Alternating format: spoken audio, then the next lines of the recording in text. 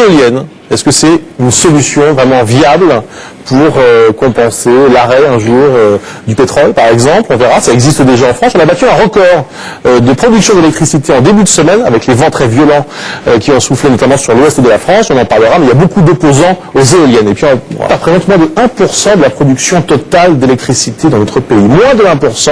Et les opposants aux éoliennes sont de plus en plus mobilisés à cause de ça, notamment. Écoutez. Ça, c'est le bruit d'une éolienne. Quand on est à 200 mètres, à peu près, d'une éolienne, on entend ça. Voilà. C'est un bruit qui se déplace et qui même s'amplifie si le vent est fort. La bataille du vent, c'est une enquête de François-Xavier Rigaud. En octobre 2007, le gouvernement organise le Grenelle de l'environnement et les objectifs sont ambigus. Pour atteindre cet objectif, la France prévoit d'installer 8000 éoliennes, dont 1000 en mer. Les éoliennes ont le vent en poupe, pas un département qui n'ait son projet d'installation. Alors que beaucoup, l'éolien c'est la solution.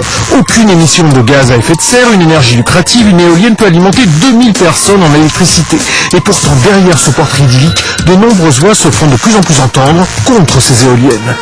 Près de Rodez, dans l'Aveyron, le collectif Agir pour le Lévézou s'oppose activement à l'installation de nouvelles éoliennes.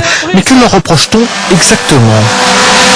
Donc cette génératrice, quand elle produit de l'électricité, elle fait l'équivalent du bruit d'une tronçonneuse. C'est pour ça que nous sommes venus ici avec les tronçonneuses. Mais à 500 mètres, le bruit est parfois plus violent qu'au pied de l'éolienne. Nous ne voulons plus accepter une seule éolienne de plus sur notre région, ça suffit. Mais on n'est pas de ceux qui disent que l'éolienne est mieux chez les autres.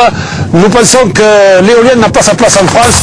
Les témoignages des gens qui vivent à proximité de ces machines s'accumulent. Pour Ludovic Monneret, qui vit à moins de 800 mètres d'un parc de 6 éoliennes, la situation n'est plus possible. Alors voilà, vous êtes au centre de 6 éoliennes, ma maison est en contrebas. Voilà ce que tu vois.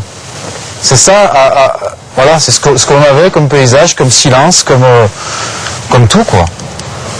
Ils nous ont tout enlevé. C'est quoi le bruit d'une éolienne? Alors le bruit d'une éolienne, alors il y a plusieurs bruits. Il y a un bruit moteur qui ressemble à un ronflement, comme un avion qui passe dans le ciel. Et puis après vous avez le bruit de la pale.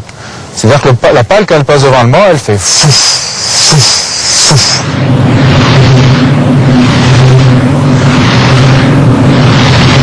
C'est du bruit continuellement. C'est des problèmes d'audition, c'est des problèmes d'irritabilité, c'est des pressions dans la poitrine. On n'est pas anti-éolien, ils nous font devenir anti-éoliens. C'est-à-dire que c'est avec toutes leurs bêtises là, qu'au bout d'un moment, eh ben, même si on est pour la nature, même quand on habite au pied, c'est pas possible d'y vivre.